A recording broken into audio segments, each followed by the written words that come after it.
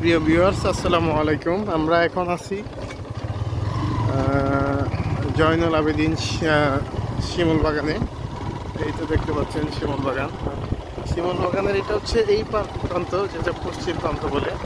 আর আমরা মূলত ওই পাশে হচ্ছে জাদুকাটা নদী পার হয়ে গোদারা হয়ে এই শিমুল বাগান আসছি আমরা। এখন এটা আসলে জাদুকাটা নদী বলা চলে। বর্ষা মৌসুমে এটাই নদী, এটাও নদী হয়ে যায়। এখন এই শুকনা, সেই জন্য এদিকে গাড়ি করে চলে। বিভিন্ন আজকে শুক্রবার হিসেবে অনেক লোকজন আজকে এখানে ঘুরতে আসছে। এর মাঝে মধ্যে পথিমধ্যে আমাদের ঢাকা থেকে আগত সাইমুমের সাবেক পরিচালক ভাই, ওনাদের সাথে দেখা হয়েছে এই নৌকায়। মাহমুদ ভাই, জনাব মাহমুদ ভাই হঠাৎ করেই এই বাংলাদেশের অন্য প্রান্তে এসে একজন পরিচিত ভাইদের সাথে দেখা হইলে মনের আনন্দটা দ্বিগুণ হয়ে যায়। তো দেখতে পাচ্ছেন এই ভারতের বিশাল সুউচ্চ পাহাড় দেখা যাচ্ছে এখান থেকে। অনেক দর্শনার্থী দুই পাশ থেকেই আসছে। কেউ সিলেট থেকে এই প্রান্ত হতে ঢুকছে, এই তাহিরপুর, তারপর হচ্ছে বারিকাটিলা হয়ে আসতেছে। আবার কেউ আসতেছে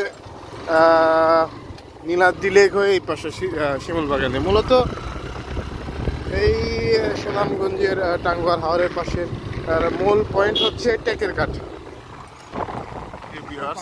দেখতে পাচ্ছেন এই আমরা এখন বারিকাটিলে উঠবো, তার আগে এই জাদুকাটা নদী একদম সীমান্ত লাগবা, খুব সুন্দর দৃশ্য। আমরা এখন জাদুকাটা নদী, যেটা আমরা বারিকাটিলা থেকে দেখবো, আমরা সেখানে উঠতেছি। আমাদের মোটরসাইকেল আইয়ুব ভাই, তিনি গাড়িটা নিয়েছেন। একটা বাজার দেখতে পাচ্ছেন, এই বারিকাটিলার ওঠার পাহাড়ি রাস্তা।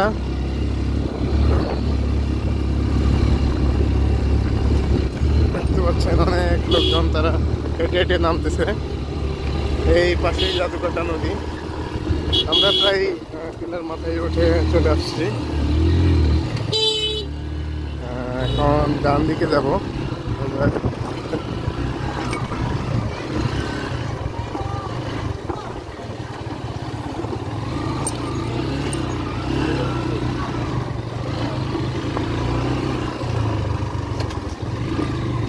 আমরা এই বাংলাদেশ ভারত সীমান্ত বারিকাটিলা, যেটা বারিকাটিলা হিসেবে পরিচিত, সেটাকে নাম সংশোধন করে বারিকাটিলা বলা হয়েছে।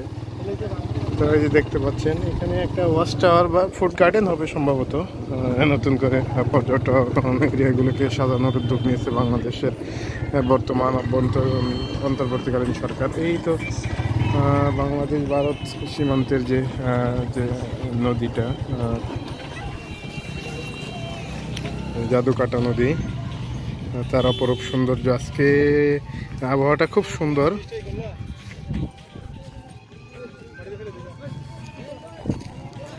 এই দেখতে পাচ্ছেন খুব সুন্দর জায়গা একটা, জাদুকাটা নদী। স্বচ্ছ পানির একদম জলরশ্মি, নীল জলরশ্মি, মনে হয় আকাশটা পানিতে নেমে এসেছে, এরকম একটা অবস্থা।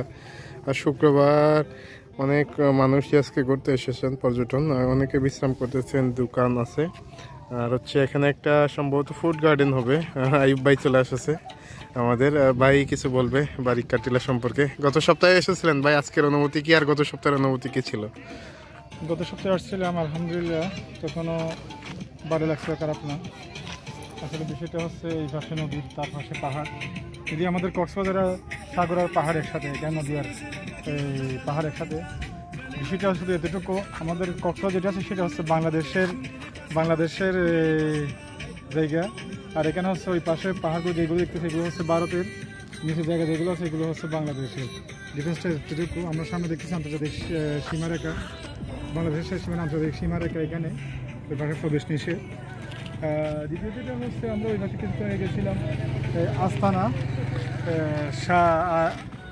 শাহ আরেফিনের আস্তানা দেখলাম। মোটামুটি লোকজন আসছে, আর যেহেতু নদীমাতৃক নদী জায়গা, আর যেহেতু একটা ভিন্ন একটা এলাকা আমার এলাকার চেয়ে, খুব ভালো লাগতেছে, আলহামদুলিল্লাহ খুব ভালো লাগতেছে। খুব সুন্দর জায়গা, সবাই আসবেন, ভ্রমণ করেন, দেখেন, সৌন্দর্য উপভোগ করেন। আসসালামু আলাইকুম। ধন্যবাদ আইয়ুব মোল্লা ভাইকে।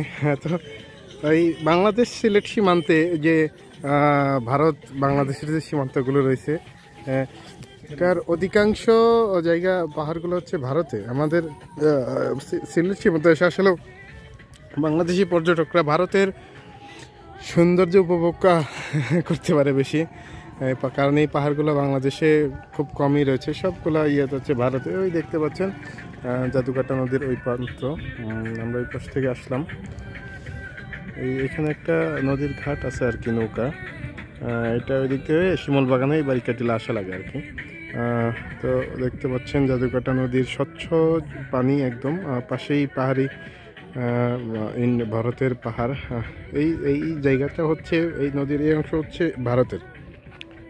তো যাই হোক দর্শকবৃন্দ, আপনাদের সকলকে আন্তরিক ধন্যবাদ আমাদের পরবর্তী ভিডিও দেখার জন্য। আসসালামু আলাইকুম।